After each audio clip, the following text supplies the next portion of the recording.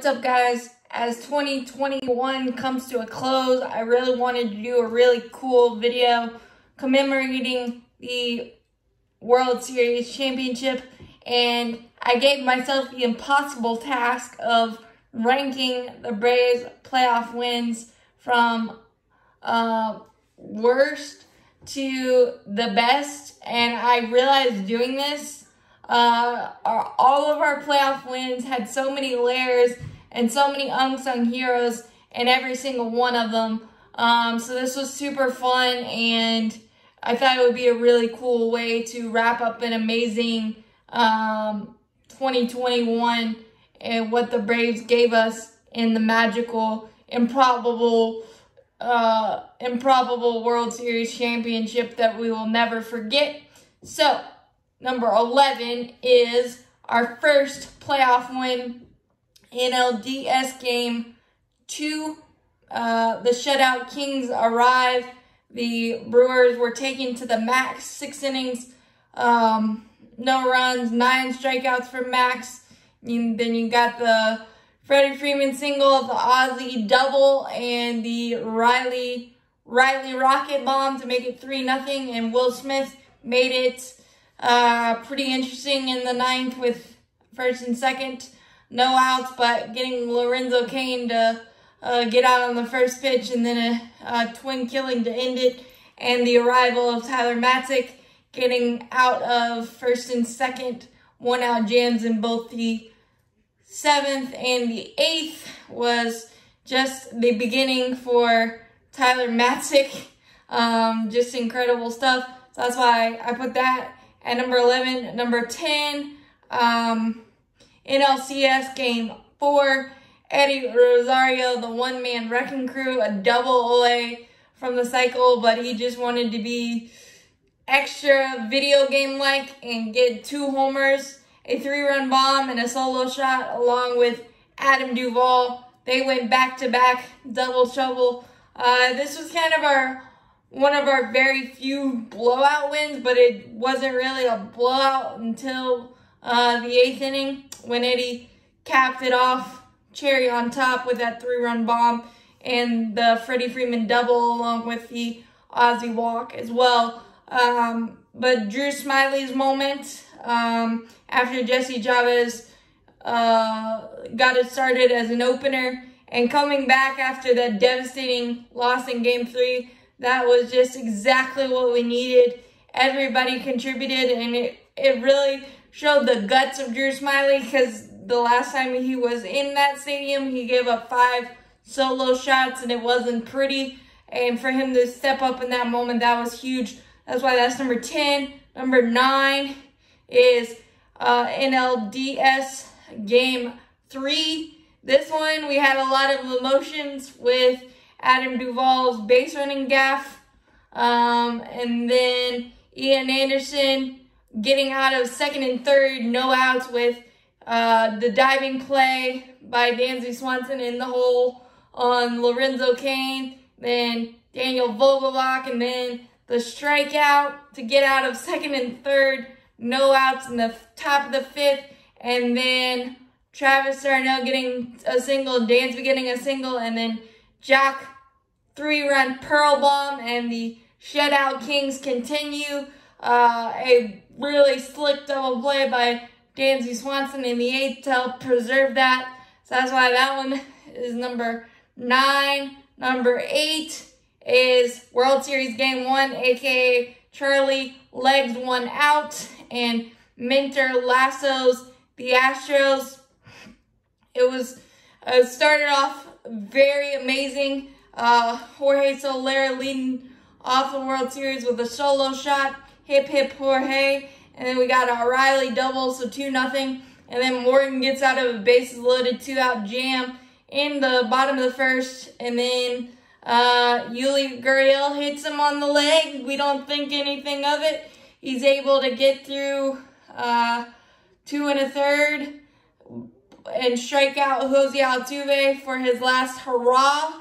But we realized that he broke his leg, and AJ Minter had to come in, and he was absolutely lights out, and we ended up winning that game 6-2 with a Adam Duvall homer mixed in, but the way our bullpen was, and to be able to step up with our ace going down like that was absolutely incredible, and just a theme, an ongoing theme to this magical World Series run that happened. So that's why that is number 8. Number 7 is Riley rakes away the Dodgers in LCS Game 1. I think this is the moment where I was like, this is different, this is special, because walking off the Dodgers once is one thing, and doing it in back-to-back games, but Game 1, he was at the plate when Corey Knebel uncorked the wild pitch to give us a 1-0 lead, Riley, and then Max gave up a go-ahead homer to Will Smith, and Riley tied it with the laser in the 4th, 2-2, and then in the 9th, Ozzie getting on with a bloop single, stolen base, and Riley being willing to take that changeup so Ozzie can go was very underrated there. And then lining one against Trinan again. He's got great muscle memory. First career walk-off ever is absolutely incredible to give us that 1-0 lead, and we really needed that given it was a Dodger bullpen game and Max Fried battling through 6 quality innings there. So that's why that is number 7. Number 6, World Series Game 3. Ian Anderson in the night shift leave the Astros out in the cold. I will give a big assist to the elements on this one, but Ian Anderson was dazzling. He didn't really have too much trouble, except gave up a leadoff single in the 1st, got a double play, and then in the 4th, left 1st and 2nd, and 2 outs, and a really tricky dribbler that he was able to field cleanly and not rush and get out of that mess. But Riley with a 2-out double, 1-2 count double to give us a 1-0 lead. And then five no-hit innings by Ian Anderson, 76 pitches. This was very controversial at the time, but Snickers sticking to his guns worked. Jackson and Minter. Jackson continued the no-hitter, and Matic had to work his magic in the 8th after giving up a cheap, shouldn't have gave up single to Diaz, and then Siri getting on base and forcing the issue, an errant throw. So runner on 3rd, 1 out, and Matic was able to get 2 outs rather, and Matic was able to get Brantley to pop out to Riley to end that mess. And then Travis d'Arnaud giving us a little insurance solo blast, first one at home all season long, perfect timing off Kendall Graveman. It was a rocket shot, dead central, and Will Smith doing Will Smith things, postseason style. Gave up a leadoff single, but nothing else. And that extra run that Travis gave us made us breathe a little easier in that game. So that's why that's number 6. Number 5 is Eddie delivers the final rose. NLCS Game 2. This one had so many layers. We got off to a rough start. Corey Seager, 2-run homer. We were able to come back with Jock Peterson, Jocktober, 454-foot bomb off Max Scherzer to tie it 2-2. And then in the 7th, we gave up the bases loaded two-run double to Pollock, I believe it was. Guillermo Heredia coming in, defensive replacement, and kind of botched the route, but underrated. Jock Peterson being able to back up that play and only allowing those 2 runs, and then the magical Ron Washington gravel in his guts.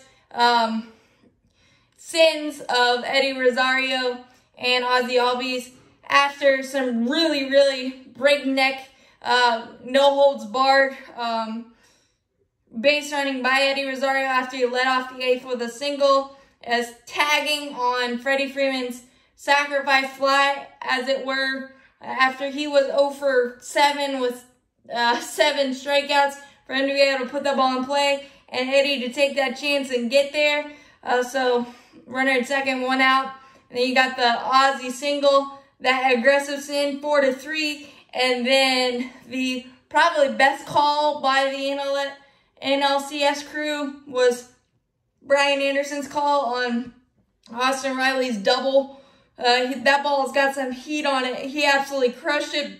I thought it was 35 rows deep, but Ozzie should have been at second after Eddie scored, but speed made up for that and be able to tie it. And then in the ninth,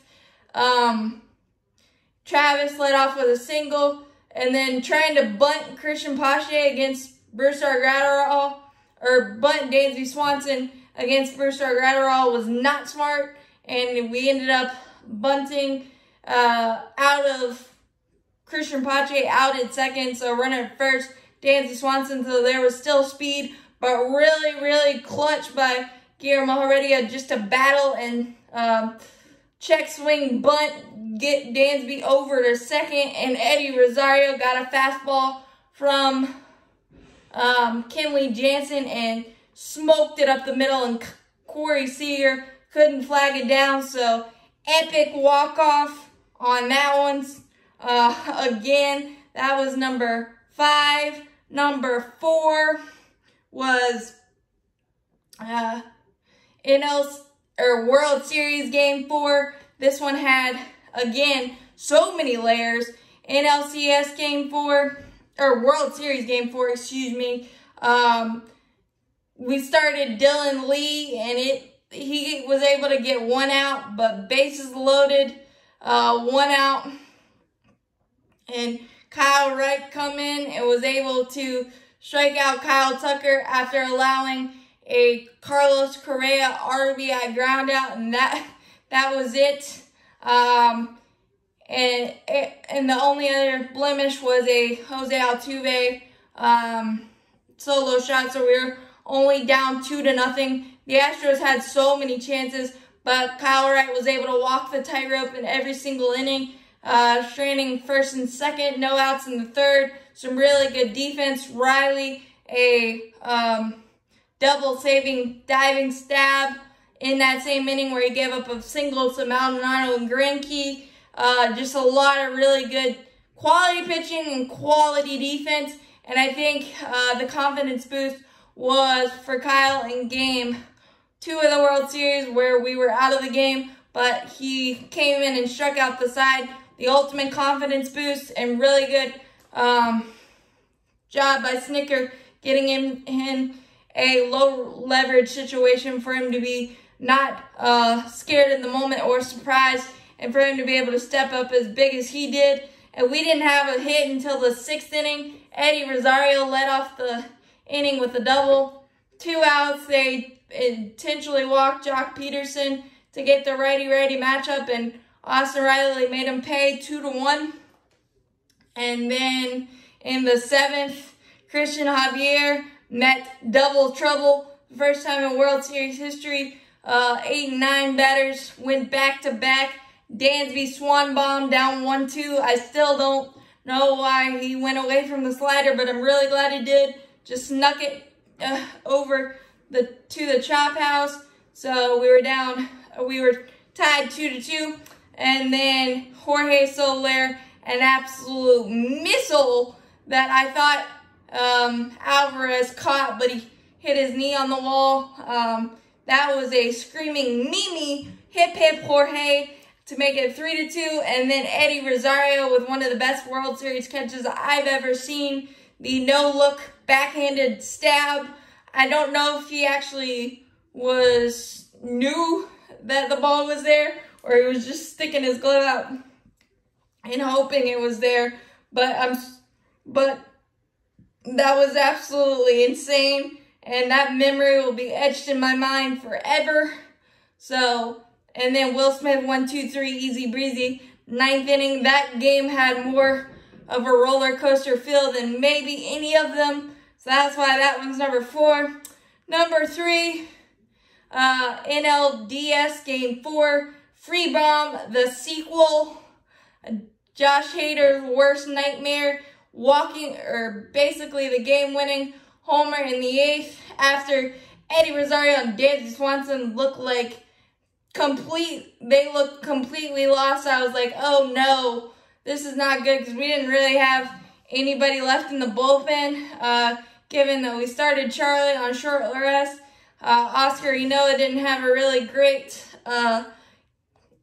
outing, giving up the 2-run homer to give the Brewers the lead. The RBI ground out by Jock Peterson was huge, and then the single in the 6th, I believe it was, by Travis d'Arnaud, all with 2 outs. Again, 2-out magic was a big key for us all year long, all postseason long, and just to be able to keep coming back with some walks and some hit by pitches that the Brewers gifted us, and we were able to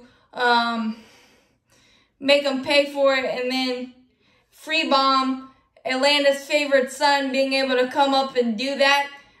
He's the only left-handed hitter that's hit a homer off of Hader in the last 5 years, and he's done it twice in big situations, and I've never seen Freddie celebrate that much, so that is why that is number 3. Also, Eddie Rosario with the pinch hit 2-run single in the 4th to help get us tied. But of course, it was the legend of Eddie Rosario that just continued to grow in this playoff run, and that is why that is number 3. Number 2 is Tyler Matzik and Eddie Rosario finally slay the Dodgers. NLCS clinching game, number 6. Walker Buehler, we do unspeakable things against him in the postseason. I don't know why, but I enjoy it so much. And that 4th inning, it was tied 1-1. Riley had a double in the 1st to give us a lead. Cody Bellinger, who woke up in the postseason, RBI single in the 4th.